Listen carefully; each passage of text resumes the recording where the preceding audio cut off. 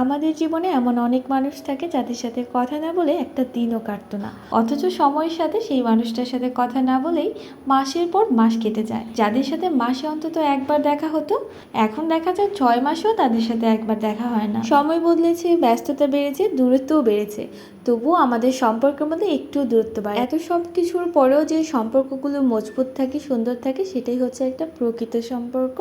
তো যাই হোক, আজকে অনেক দিন পরে আমি আমার একটা ফ্রেন্ডের সাথে দেখা করতে যাচ্ছি, তো ভাবলাম আপনাদের সাথে এই ভিডিওটা শেয়ার করি। Hey everyone, welcome back to my another blog. এইবার ঈদে মিরপুরে বসে বসে দেখছিলাম আমাদের হরজতপুরে ছোটোখাটো একটা রুফটপ হয়েছে। তো আগেই ভেবে রেখেছিলাম এবার বাড়ি গিয়ে ফ্রেন্ডের সাথে যদি মিট আপ করি তাহলে এই রুফটপটাতেই যাব। দুই বান্ধবীর একসাথে গল্প করা হবে আর এখানে ঘোরাঘুরি করা হবে। মা মেয়ে দুইজনে মিলে অটো থেকে নেমে বান্ধবীর জন্য অপেক্ষা করছিলাম। আর এইদিকে ছোট বাচ্চাদেরকে নিয়ে কোথাও বের হলে তো প্রথমেই তাদের চিপস, চকলেট, জুস এগুলো আগে কিনে নিতেই হবে। তো যাই হোক, আমি আমার বাচ্চার জন্য চিপস কিনে নিলাম, চকলেট কিনে নিলাম, তারপরে এই তো চলে গেলাম আমরা রুফটপে। তুমি তো রেস্টুরেন্টের ভিতরটা দেখেছেন ফার্স্ট ফ্লোরে কিভাবে সাজানো হয়েছে। আমরা চলে গিয়েছিলাম ছাদের উপরে সেকেন্ড ফ্লোরে, যেখানে হচ্ছে বসে আড্ডা দেওয়ার মতো খুব সুন্দর একটা প্লেস রয়েছে। জায়গাটা অল্প হলেও আর্টিফিশিয়াল ফুল দিয়ে তারা খুব সুন্দরভাবে সাজানোর চেষ্টা করেছে। এখানে একটা দোলনাও আছে, আপনারা চাইলে এখানে দোল খেতে পারেন। তো যেহেতু আমার ছোট বাচ্চা, সে দোলনা দেখলে তো দোলনায় দোলার জন্য একদমই অস্থির হয়ে যায়, তাই কিছু সময় তাকে এখানে ধুল খাইয়ে তার ইচ্ছে পূরণ করলাম। আজকাল ছোটোখাটো রেস্টুরেন্ট বলেন বা বড় বড় রেস্টুরেন্ট বলেন, সব জায়গাতে কিন্তু এরকম আর্টিফিশিয়াল ফুল দিয়ে খুব সুন্দরভাবে সাজানো থাকে। কারণ সবাই ঘুরতে বের হলে কিন্তু খাওয়া দাওয়ার চাইতে ছবি তোলাটাকে সবচেয়ে বেশি প্রায়োরিটি দেয়। তাই সবাই কোথাও ঘুরতে যাওয়ার আগে চিন্তা করে সেই জায়গায় গেলে ভালোভাবে ফটোশ্যুট করা যাবে কিনা।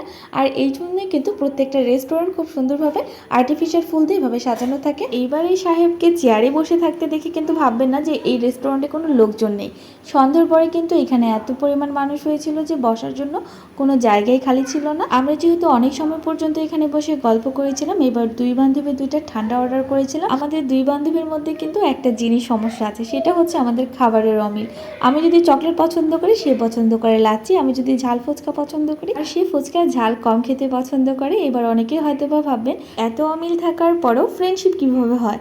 খাবারের মিল না থাকলেও আমাদের দুইজনের কিন্তু মনের মিল আছে, আর যেই কারণে আমাদের খুব ভালো একটা ফ্রেন্ডশিপ। তো যাই হোক, অনেক সময় তো এখানে সময় কাটালাম। আর সন্ধ্যা হওয়ার পরে যেহেতু লোকজন আসা শুরু হয়েছে, তাই আমরা বসে থেকে আর এখানে সময় নষ্ট না করে ভাবলাম হরজতপুরের এই কলেজের রাস্তা থেকে একটু ঘুরে আসি। এই রাস্তাটা কিন্তু বিকালে হাঁটাহাঁটি করার জন্য আর ঘোরাঘুরি করার জন্য অনেক সুন্দর একটা জায়গা।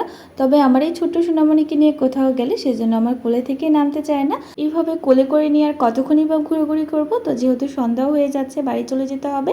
আর এইদিকে কিন্তু স্কুল মাঠে খেলাও হচ্ছিল, তো আমার মেয়েকে দাঁড় করিয়ে কিছুক্ষণ খেলা দেখলাম, তারপরে এবার আমরা চলে যাবো বাসায়। আর হরজতপুরে যারা এখন ওই রুফটপ থেকে ঘুরে আসেনি, চাইলে কিন্তু আপনারা ওই রুফটপ থেকে ঘুরে আসতে পারবেন। তো যাই হোক, আজকের ব্লগটি এই পর্যন্তই। আল্লাহ হাফেজ, সবাই সুস্থ থাকবেন, ভালো থাকবেন।